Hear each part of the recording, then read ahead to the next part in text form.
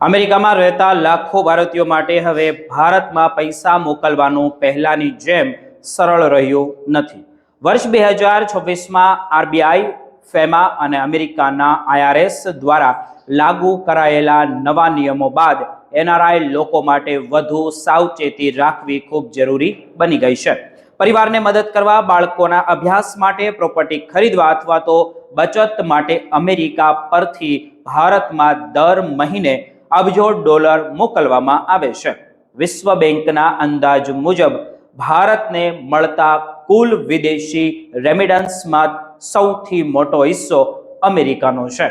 પરંતુ હવે વૈશ્વિક યુદ્ધ જેવી પરિસ્થિતિ અને ટ્રેડ ટેન્શન અને રૂપિયાની ઘટતી કિંમતને કારણે આ પ્રક્રિયા વધુ જટિલ બની ગઈ છે.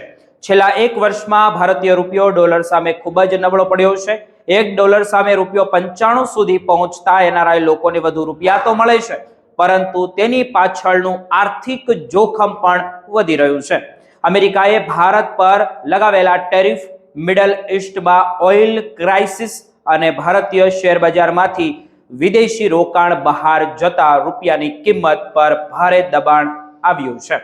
નિષ્ણાંતો તો એવું માને છે કે જો વૈશ્વિક તણાવ વધુ વધશે તો આવનારા સમયમાં રૂપિયા પર વધુ અસર પડી શકે છે.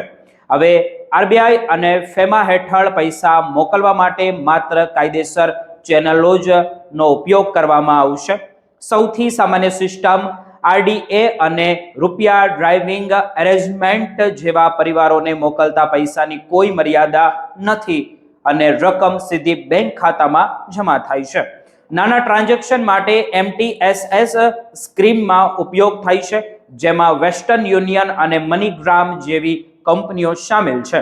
જ્યારે મોટી રકમ માટે સ્વિફ્ટ વાયર ટ્રાન્સફર સૌથી સુરક્ષિત માનવામાં આવી રહ્યું છે. સાથે સાથે ક્રોસ બોર્ડર યુપીઆઈ જેવી નવી સુવિધા પણ ધીમે ધીમે વિસ્તરી રહી છે. એનઆરઆઈ લોકો માટે યોગ્ય બેંક એકાઉન્ટ પસંદ કરવું પણ ખૂબ જ મહત્વનું હવે પછી બની ગયું છે. NRE એકાઉન્ટ વિદેશી આવક માટે સૌથી લોકપ્રિય વિકલ્પ ગણવામાં આવે છે, કારણ કે તેમાં રહેલા પૈસા અને વ્યાજ બંને ટેક્સ ફ્રી હોય છે અને ગમે ત્યારે પાછા અમેરિકા મોકલી શકાય છે. જ્યારે NRO એકાઉન્ટ ભારતમાં થતી આવક માટે વપરાય છે, પરંતુ તેમાં ટેક્સ અને રેપિટ્રિએશનની મર્યાદા હોય છે.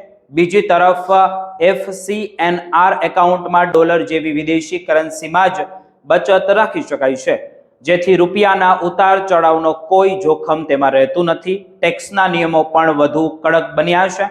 અમેરિકાના IRS મુજબ જોઈએ તો જો એક વ્યક્તિને નક્કી મર્યાદાથી વધુ ગિફ્ટ મોકલવામાં આવે તો ફોર્મ 709 દ્વારા રિપોર્ટિંગ કરવું ખૂબ જરૂરી બની ગયું છે. ભારતમાં માતા પિતા, જીવનસાથી અથવા તો બાળકો જેવા નજીકના સંબંધીઓને મોકલેલા પૈસા પર સામાન્ય રીતે ટેક્સ લાગતો નથી, પરંતુ નોન રિલેટિવ ને મોટી રકમ મોકલવામાં આવે તો તે આવક ગણાય છે કે ગણી શકાય મોટી આવક. ફેમા હેઠળ પણ હવે બેંક વધુ કડક ચકાસણી કરી રહી છે. ખાસ કરીને $50,000 થી વધુના ટ્રાન્ઝેક્શન માટે કેવાયસી, ફંડનો સ્ત્રોત અને સંબંધના પુરાવા માંગવામાં આવે છે. પૈસા મોકલતી વખતે પર્પોઝ કોડ આપો અને FIRC સર્ટિફિકેટ સાચવી રાખવું હવે ખૂબ જરૂરી બની ગયું છે.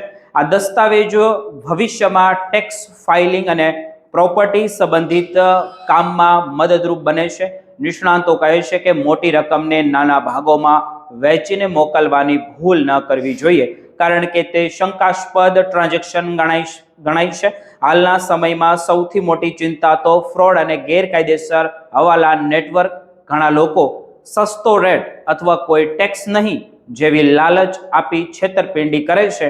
તેમાંથી માત્ર આરબીઆઈ દ્વારા મંજૂર બેંક અને લાયસન્સ વાળી સર્વિસનો જ તમારે ઉપયોગ કરવો જોઈએ. તે સલામત માનવામાં આવે છે. મિત્રો, નિષ્ણાતોનું એવું માનવું છે કે 2026માં એનઆરઆઈ માટે માત્ર પૈસા મોકલવાનું પૂરતું નથી, પરંતુ યોગ્ય ટેક્સ પ્લાનિંગ, કાયદેસર ડોક્યુમેન્ટેશન અને સુરક્ષિત ટ્રાન્ઝેક્શન સિસ્ટમ સમજવી પણ ખૂબ જ જરૂરી બની ગઈ છે.